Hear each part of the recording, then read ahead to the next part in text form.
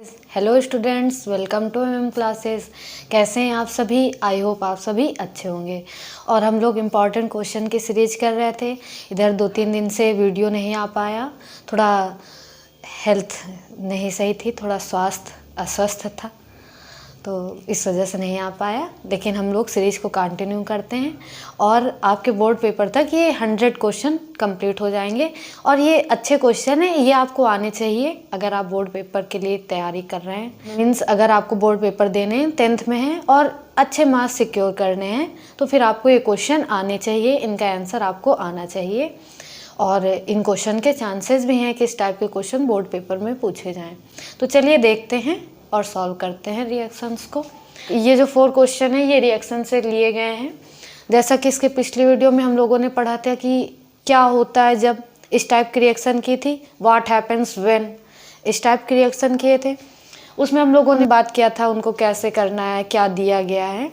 और आज हम लोग डिस्कस करेंगे कैसे प्राप्त करोगे, हाउ टू गेन, कैसे प्राप्त करोगे चाय पत्ती से चाय, कैसे प्राप्त करोगे चाय पत्ती से चाय, यानी कि चाय की पत्ती हमको दे दी गई और चाय बनाना है। सेम है, यहाँ पे वही कॉन्सेप्ट लगाना है जैसे कह दिया गया एथेनॉल से एस्टिक अम्ल, कह दिया गया एथेनॉल से एस्टिक अम्ल, यानी कि हमको एथेनॉल दे दिया गया है, एग्जामिनर ने एथेनॉल दे दिया है और हमको बनाना क्या है, एस्टिक अम्ल बनाना है।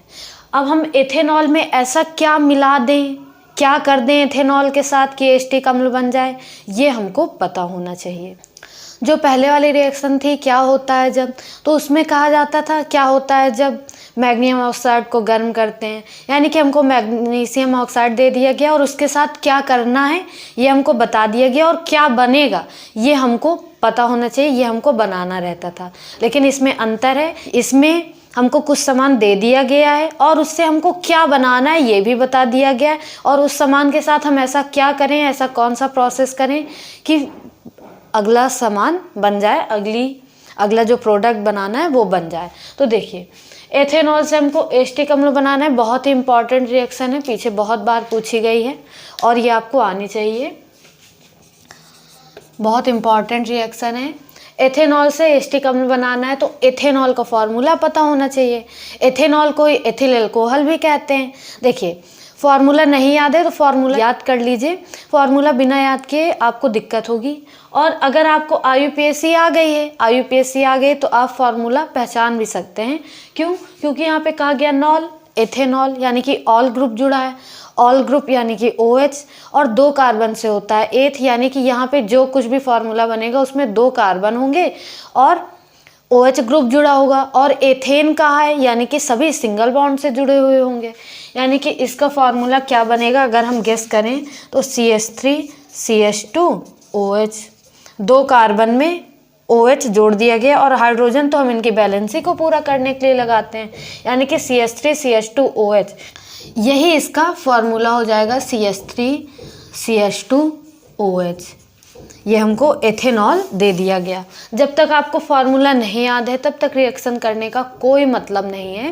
पहले आप थोड़ा सा अपना बेस प्रिपेयर कर लीजिए, जैसे फार्मूला आप याद कर लीजिए, फार्मूला पढ़ लीजिए तो फिर दिक्कत नहीं होगी, आप रिएक्शन आराम से सॉल्व कर पाएंगे। लेकिन अगर बेस ही वीक है तो फिर रिएक्शन इन क्लास का कोई मतलब नहीं रहेगा, ये समझ में ही नहीं आएंगे। फिर CH3CH2OH, ये एथेनॉल दे दिया गया। अब हम क्या करें कि एस्टिक एसिड बन जाए, तो जब हम एथेनॉल का ऑक्सीडाइजेशन करा देते हैं, जब हम एथेनॉल का ऑक्सीडाइजेशन करा देते हैं, ऑक्सीकरण करा देते हैं, ये O है, यहाँ पे ऑक्सीजन का एडिशन हो जाएगा और किसकी उपस्थिति में होगा, पोटेशियम परमैंगनेट की उपस्थिति में। किसकी उपस्थिति में, पोटेशियम परमैंगनेट KMnO4 की उपस्थिति में जब हम एथेनॉल का ऑक्सीडाइजेशन करा देते हैं तो एस्टिक अम्ल बनता है।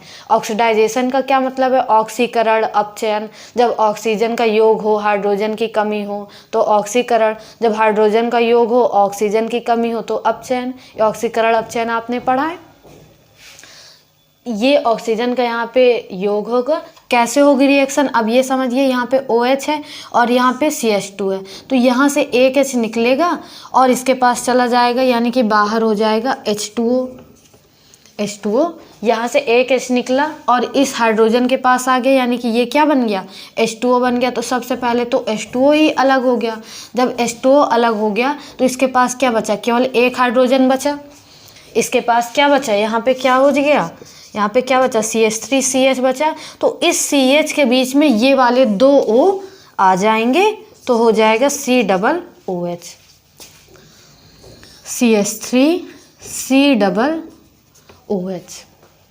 यही एस्टिक अम्ल का फॉर्मूला भी होता है, यानी कि जब हम एथेनॉल का ऑक्सीकरण कराते हैं तो एस्टिक अम्ल बनता है। यहाँ पे एक चीज़ हमको याद रखना है कि किसकी उपस्थिति होगी, KMnO4 की उपस्थिति होगी, पोटेशियम परमैंगनेट की उपस्थिति होगी। देखिए उपस्थिति का क्या मतलब होता है, उपस्थिति का मतलब होता है कि जब हम कोई चीज़ बहुत ही कम मात्रा में डाल रहे हैं, डाल तो रहे हैं लेकिन बहुत ही थोड़ी मात्रा में डाल रहे हैं, जिससे आसानी से वो रिएक्शन हो जाए, जिससे आसानी से वो रिएक्शन हो जाए। जैसे हम लोग चाय बनाते हैं तो चाय पत्ती डाले, अदरक डाले, दूध डाले, पानी डाले, सब ठीक है, पका दिए तो चाय बन के तैयार हो गई। लेकिन अगर उसमें हम थोड़ा सा नमक डाल देते हैं, थोड़ा सा नमक डाल देते हैं तो चाय का टेस्ट चेंज हो जाता है, चाय और अच्छी लगने लगती है। अच्छी लगती है कि नहीं? तो और अगर नमक बहुत ज़्यादा मात्रा में डाल दें तो बिल्कुल बेकार लगेगी, कोई नहीं पिएगा, फेंक दी जाएगी, फालतू चला जाएगा, एक्सपेरिमेंट बेकार हो जाएगा ना। फिर नमक ज़्यादा डाल देंगे, किसी यूज का नहीं रहेगा। तो मतलब कि पदार्थ की उपस्थिति का मतलब होता है कि वो चीज़ बहुत ही कम मात्रा में डाली जाए और उसके डालने से उस पर प्रभाव पड़े। नमक डालने से प्रभाव पड़ा, चाय का टेस्ट चेंज हो गया, चाय और अच्छी लगने लगी, यानी कि उसका प्रभाव भी पड़ रहा हो, लेकिन बहुत ज़्यादा मात्रा में, थोड़ा मात्रा में, कम मात्रा में डाला जाए तो फिर हम कहेंगे उसकी उपस्थिति है। वो है तो, लेकिन बहुत ज़्यादा मात्रा में नहीं है, थोड़ी सी मात्रा में है। बात समझ गए आप? रिएक्शन आपको समझ में आई? एथिल अल्कोहल को गर्म करना है, एथिल अल्कोहल की रिएक्शन ऑक्सीजन से करानी, यानी उसका ऑक्सीकरण कराना है, ऑक्सीडाइजेशन कराना है। किसकी उपस्थिति में? पोटेशियम परमैंगनेट, KMnO4 की उपस्थिति में, तो एस्टिक अम्ल बन जाएगा और जल बन जाएगा। उसके बाद अब सेकेंड रिएक्शन देखते हैं, मेथेनॉल से मेथेनॉल। अब इसमें भी यही कॉन्सेप्ट है, रिएक्शन करने से पहले आपको फार्मूला लर्न कर लेना है। फार्मूला लर्न कैसे होंगे? एक एक दो बार इंपॉर्टेंट फार्मूले जो हैं उनको आप एक जगह नोट डाउन कर लीजिए और उनको सुबह शाम एक एक दो बार देखते रहिए, वो ऑटोमेटिक याद हो जाएंगे और उस तरह आप देखते रहेंगे। जैसे यहाँ पे रिएक्शन कर रहे हैं, ये फार्मूला आया, अपने मन से आप इसके फार्मूले का मतलब नाम लिखा है मेथेनॉल, आप अपने मन से इसका फार्मूला बनाइए। देखिए जो फार्मूले IUPAC से बने हुए हैं वो तो आसानी से याद हो जाएंगे, उनको आप कॉन्सेप्ट के तरीके समझ के याद कर लेंगे। जो IUPAC नहीं, जैसे पोटेशियम परमैंगनेट, ये थोड़ा सा अलग हो गया, IUPAC नाम नहीं है ये इसका। तो इस टाइप के फार्मूले भी आप सभी एक जगह नोट कर लीजिए, इम्पॉर्टेंट फार्मूले, और उनको सुबह शाम पढ़ते रहिए, याद हो जाएंगे। वो याद हो जाएंगे तो रिएक्शन आपको समझ में आएंगी और आसान लगेंगी। और रिएक्शन इम्पॉर्टेंट तो बहुत ही है, एग्ज़ाम में 100% आनी है। अगर आपने रिएक्शन कर दी तो फ्री फंड के नंबर मिल जाएंगे, नहीं फालतू में नंबर कट जाते हैं। 3 नंबर 4 नंबर की रिएक्शन रहती हैं। चलिए देखिए, मेथेनॉल से मेथेनॉल। मेथेनॉल का फार्मूला क्या होगा? OH ग्रुप है तो CH3 में हमने OH ग्रुप जोड़ा, यहाँ पे CH2 और क्यों नहीं लिया? क्योंकि मेथेनॉल का एक कार्बन, तो एक कार्बन में OH जोड़ दिया। मेथेनॉल में हमको क्या करना है? मेथेनॉल बनाना है। मेथेनॉल को हम क्या करें? मेथेनॉल को कॉपर की उपस्थिति में 573 केल्विन के टेम्परेचर में गर्म कर दें। क्या करें? जैसे आप टेम्परेचर नहीं लिख रहे हैं, टेम्परेचर ऑप्शनल है, टेम्परेचर नहीं लिख रहे हैं, कोई बात नहीं, दिक्कत की बात नहीं है, लेकिन क्या लिखना है? मेथेनॉल को कॉपर की उपस्थिति में गर्म करेंगे तो फिर एल्डिहाइड ग्रुप बनता है। अगर हम एल्कोहल को पोटेशियम परमैंगनेट की उपस्थिति में ऑक्सीकरण कराते हैं तो कार्बोक्सिलिक ग्रुप, यानी कि एस्टिक अम्ल बना, एथेनोइक अम्ल बना। और अगर हम मेथेनॉल को, एल्कोहल ग्रुप को कॉपर की उपस्थिति में गर्म कर देते हैं तो फिर एल्डिहाइड बनता है। ये मेथेनॉल है, इसको हमने कॉपर की उपस्थिति में गर्म किया तो क्या होगा? बन जाएगा HCHO, हमको बनाना है मेथेनॉल, यानी कि बन गया HCHO प्लस H2 अलग हो जाएगा, H2 अलग हो जाएगा। यहाँ पे CH3 है तो CH3 से 2H बाहर हो गए, हाइड्रोजन गैस बाहर हो गई, H2 निकल गया और HCHO बन गया। एक कार्बन है इसलिए मेथ और CHO ग्रुप है इसलिए अल, तो इसका नाम क्या है? मेथेनॉल। मेथेनॉल का दूसरा नाम क्या होता है? मेथेनॉल का सिंपल नेम या साधारण नाम होता है फॉर्मल्डिहाइड। बहुत इंपॉर्टेंट है, बहुत पूछा जाता है। फॉर्मल्डिहाइड का फॉर्मूला क्या होता है?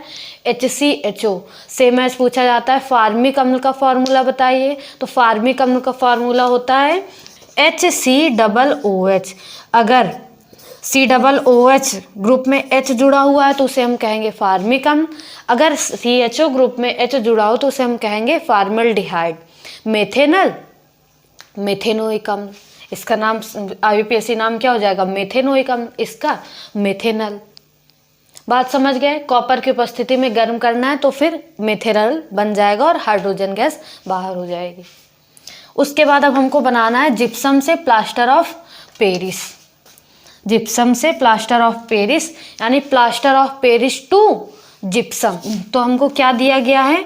जिप्सम दिया गया है। जिप्सम का फार्मूला क्या होता है?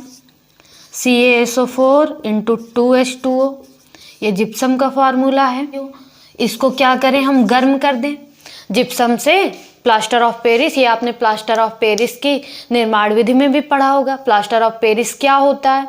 जो घरों के दीवालों में डिजाइन बनाई जाती हैं, जो मूर्तियां बनाई जाती हैं, POP बोलते हैं, POP। तो प्लास्टर ऑफ पेरिस POP का ही तो फुल फॉर्म है, यानी कि जिप्सम से हमको POP बनाना है। और जो सीमेंट होती हैं उसमें जिप्सम पाया जाता है। तो क्या किया जाए? जिप्सम को अगर हम गर्म कर दें, जिप्सम को अगर हम गर्म कर दें तो प्लास्टर ऑफ पेरिस बन जाता है CaSO4 × ½ H2O plus 3/2 H2O। 3/2 molecules water के अलग हो जाते हैं। जिप्सम में 2H2O होता है, प्लास्टर ऑफ पेरिस में ½ H2O होता है। बस इसमें नमी की कमी होती है। जिप्सम में ज़्यादा नमी होती है और प्लास्टर ऑफ पेरिस में कम नमी होती है। इसमें 2H2O, इसमें ½ H2O। यही एक अंतर होता है जिप्सम और प्लास्टर ऑफ पेरिस में, फार्मूले के रूप में देखने में। केमिस्ट्री में ऐसे देखने पे जिप्सम में यही अंतर होता है कि इसमें 2H2O है और इसमें ½ H2O है। ये देख के आप पहचान जाओगे कि क्या जिप्सम है, क्या प्लास्टर ऑफ पेरिस है। और रियल लाइफ में तो बहुत अंतर होता है। इसकी हार्डनेस ज़्यादा होती है और POP की कम होती है। जिप्सम का उपयोग सीमेंट में करते हैं। जो ब्लैक कलर की सीमेंट होती है जिससे घर बनता है वो ज़्यादा मजबूत होता है, और जिससे डिज़ाइन बनाई जाती है वो कम मजबूत होता है। जो POP की मूर्तियाँ बनी होती हैं उनको अगर फेंक दो तो टूट जाएंगी, आराम से टूट जाएंगी ना। लेकिन जैसे जो घर बना हुआ है उसमें आप हथौड़ा मार मार के चोट करो, उसके बाद भी नहीं टूटता है। बहुत ज़्यादा बल लगाओगे तो फिर टूट जाता है। यानी कि इसकी जो जिप्सम होता है ये ज़्यादा मजबूत होता है, ज़्यादा कठोर होता है, और ये POP कम मजबूत होता है, कम कठोर होता है। तो ये सब तो अलग की बात हो गई। अभी आप क्या समझ गए? जिप्सम से प्लास्टर ऑफ पेरिस। जिप्सम को गर्म करेंगे तो प्लास्टर ऑफ पेरिस बनेगा और जल के मॉलिक्यूल्स 3/2 मॉलिक्यूल्स अलग हो जाएंगे। 3/2 यहाँ पे इसको बैलेंस करने के लिए, 2 को बैलेंस करने के लिए 3/2 किया गया। जैसे 1/2 है, इसमें हम 3/2 ऐड करेंगे तो क्या हो जाएगा? 4/2, यानी कि 2 2 = 4। यानी यहाँ पे 2 मॉलिक्यूल्स हैं वाटर के, तो 2 में से आधा यहाँ पे चला गया और 3/2 अलग हो गया। इसको बैलेंस करने के लिए 3/2 किया जाता है। उसके बाद देखिए बेकिंग पाउडर से धावन सोडा बनाना है। बेकिंग पाउडर, धावन सोडा, इनके फॉर्मूले बहुत इंपॉर्टेंट है। Bleaching powder, plaster of Paris, इनके उपयोग भी बहुत पूछे जाते हैं। तो सबसे पहले देखते हैं इसकी रिएक्शन। बेकिंग पाउडर फार्मूला होता है NaHCO3 और धावन सोडा का होता है Na2CO3। यानी baking powder formula NaHCO3। NaHCO3 को हम क्या कर दें? हीट कर दें। NaHCO3 को हम हीट कर देंगे। यहाँ पे 2 मॉलिक्यूल्स ले लें NaHCO3 के, तो बन जाएगा Na2CO3, धावन सोडा बन गया। अब देखिए यहाँ पे 2 Na थे, Na2, CO3 2 थे, तो एक CO3 बाहर हो गया, Na2CO3 बन गया। और क्या बन जाएगा, CO2 गैस अलग हो जाएगी। CO3 में से यहाँ पे 2 CO3 हैं, एक CO3 में से CO3 यहाँ पे आ गया, और जो दूसरा CO3 बचा उसमें से CO2 कार्बन डाइऑक्साइड गैस अलग हो गई, और अभी इसके पास एक O बच गया है। एक O और ये वाले 2 हाइड्रोजन, ये हाइड्रोजन लिखा है, और कितने हाइड्रोजन है, 2 हाइड्रोजन है, यानी कि H2O।